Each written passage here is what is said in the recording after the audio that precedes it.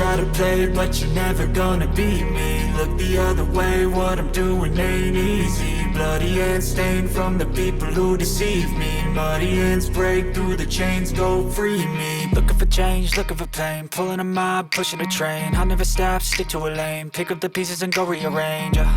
I'll be the best above all the rest, put me to the test and expect nothing less. You check as I'm chess, what's happening next? You got the venom, tangible. Alrighty, so today is all about traveling light. So we decided we're actually waiting for a model here. We found this incredible place under this roadway actually with great leading lines. We were doing that when we were out scouting this morning, and we decided today we're going to be traveling super light. So we're using the fj200 from Westcott and then the 24-inch silver deep umbrella. This thing is great. So talk about a lightweight kit. And I've got it connected right now using the Westcott Bowens mount adapter. Even though the umbrella doesn't need the adapter, I can just use it on the standard connector. We might be switching out to a bigger modifier a little bit later, but right now we're just going to be using the umbrella, so I just put it through there. But as soon as our model gets here, we're going to go ahead and do some shooting, but man, I just love how small this kit is.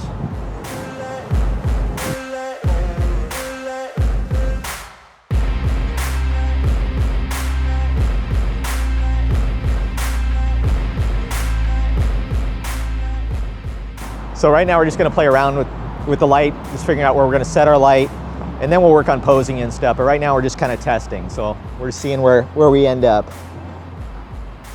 Oh, I got it. I'm going to bring this light in just a little bit more. There we go. So I've got the light right now only about 5 feet away from her. I know when probably on camera it looks like it's really far away, but it's pretty close to her right now. And I'm still a little bit bright on my light, so I'm turning it down since I moved a little bit closer. Good.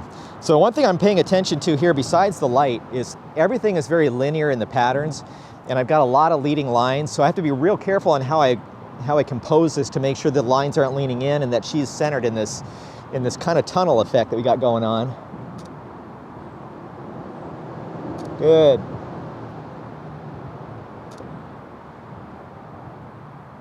Excellent.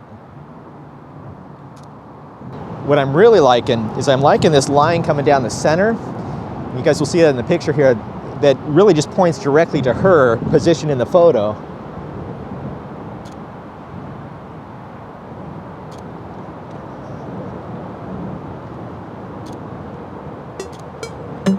I'm going to get nice and low here.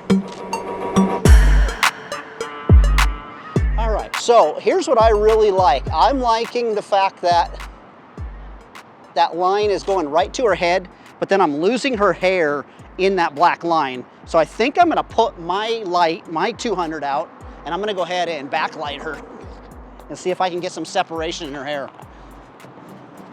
I'm gonna turn my modeling lamp on so I can see where it's shining.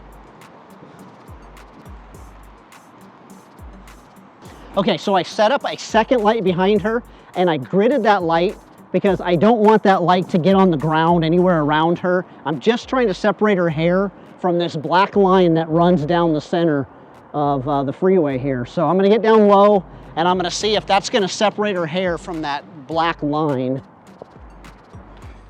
We have a parade.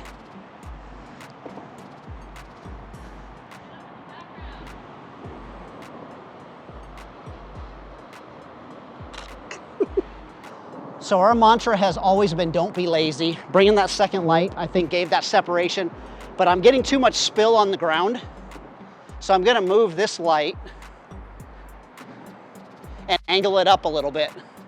And I'm gonna let it feather onto her and not onto the ground.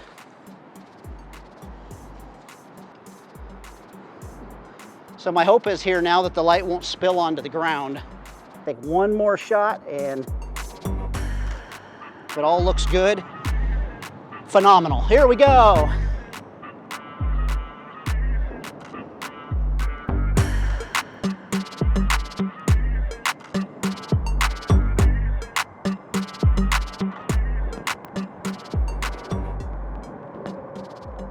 Okay, I got to shoot this backlit after you've been taking those great shots. I want to add that second light to my shots too.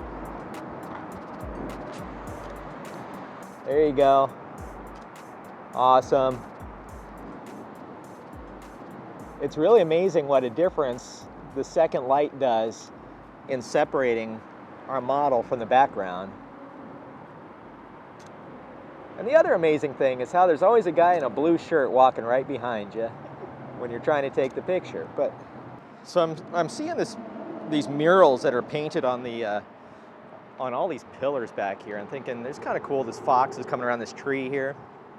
So I'm going to try to do something with that.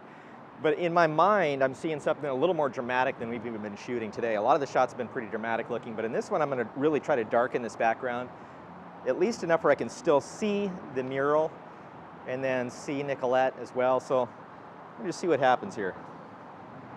Yeah, so I think I might put you in front of the tree, just so you stand out a little bit. There we go. So right now I'm just testing my background, getting my exposure for the background, not even worried about what anything else is looking like.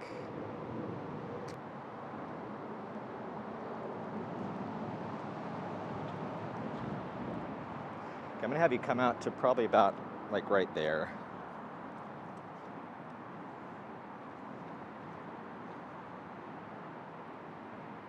So I want to make sure that I pulled her out a little bit because I want to make sure that I eliminate that spill coming onto that back wall. Allowed me to move my light out a little bit more. There we go. All right, so on this one, since the light is just directing pretty much right at you, I'm going to make sure that your nose is towards the light most of the time. Your eyes coming back towards me, just like that. Yep.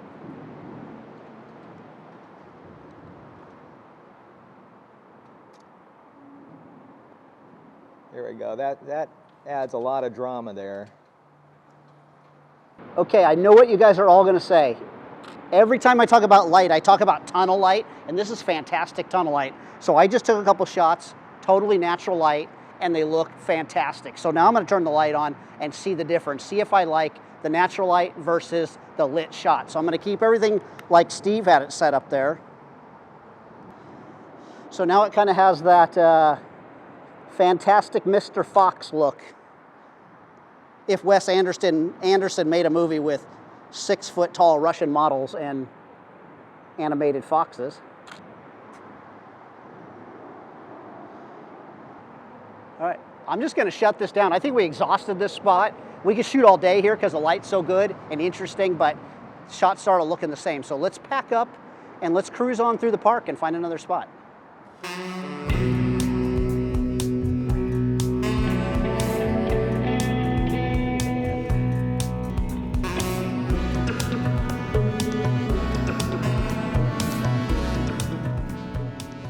Turn on the light. So this is always my concern. I shoot so much with large lights that anytime I pull out something small, I get a little nervous. I think I'm not going to get enough light out of it. So get this, we're in the woods here. I've got my shot set up. Yes, I'm at ISO 250. I can raise or lower my ISO, but I am at 1.2 on the power of this fj200 to get the shot that I want. And it doesn't take much light to get a really dynamic picture. So I found this cool little spot here. She's kind of in this center of the trees or the bushes. And one of my favorite things to do is shoot through plants. So I got the best of everything. Let's check it out.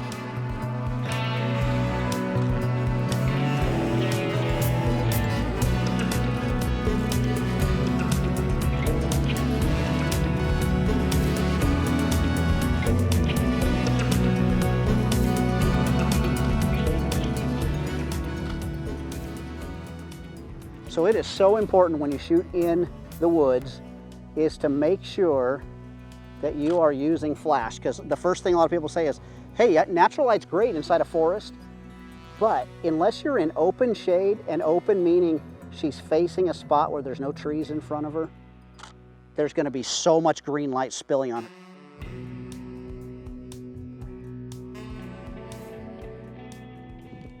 So Mark, I'm doing what you'd like to do all the time. You always like to shoot through these trees so you can get that kind of feathery look. It is pretty cool, I have to say. I have to actually say that. You do have to say it. I know I sound like a broken record because you hear me say it all the time. But I am just so impressed with what I'm getting out of that little light. Like, it's pretty amazing. So right now I've got that light turned down to 1.8. It's actually matching my f-stop. I'm shooting wide open on this 85 at 1.8. And then 200 shutter speed. Now if I shoot without the light, it's really underexposed for what the scene should look like. But that's what I want to do. I want to create kind of this just darkened area and highlighting her with our fj200. It's fantastic. Just fantastic. So when we were here earlier, we saw this cool tree that had fallen down. I just loved the way the shape was. It almost made like a bench. So I thought, man, as soon as we could get Nicolette here, let's shoot by that tree. And the pictures are just stunningly beautiful. They're looking great. So Nicolette, just shift your nose this way towards that light. Perfect, right there. Awesome. Love it. Give me a little bit more bend on that elbow that's on the tree. There we go. So move it a little closer to, move your hand a little closer to you. There we are. Excellent. Oh, that's beautiful. Very, very nice. Really looks great shooting right through the line of that tree. So I saw this spot here with these two little trees. We were trying to figure out where to use in this spot, but we had a lot of dappled light. So I saw this spot and I love the way it frames up Nicolette, and her pants are matching the color of the redwood in the back. Pretty spectacular, actually. And even I'm catching a little bit of this tree trunk coming down the front. Really liking the way it looks. Uh-huh.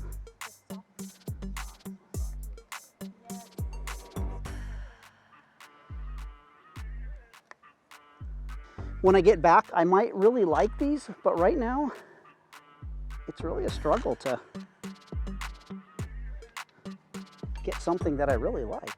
So we came into this little tiny grove here and it's got some redwood trees, but the problem is that there's not a lot of them. And you know what, you go to a park and there's always these little tiny groups of trees. So what I've done is positioned myself in so where I've got a tree that she's near and then dark trees behind her, so I'm losing all the bright light behind. But you know, we've been shooting kind of these wider scenes today. There's some times where you just kind of have to abandon trying to get the background and shoot just some good portraiture, and that's what I've set up here. So I'm going to shoot one picture here, and I'm going to go ahead and that's what's cool with the Westcott trigger. I can put my backlight right into sleep mode. So I'm going to turn my backlight off, and I'm going to go ahead and take the shot, and that looks fantastic. So all I'm going to do is I'm going to go ahead and turn that backlight back on, and I want you to see the difference between with and without the backlight as that kicker. It just adds something extra there. Look at, all of a sudden it's highlighting her hair, it's throwing some light on those hands compared to what I thought was a great photo. But it just pops it up another notch there by putting in that backlight.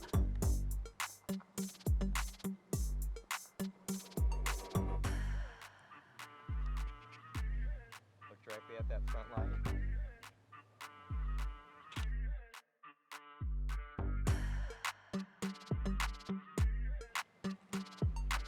All right, well, that, my friends, is a wrap. We had a great day shooting out here. Thanks a lot, Nicolette, for coming out with us today. Just a fantastic day. She's gonna go home and eat some pizza now. But man, we use these fj200 and sushi, that's right. She wants to eat some sushi, but we're using these fj200s. Love these little lights, super powerful. They have high impact for a tiny light. So I think that's a wrap for today. We'll pack it up and head on out.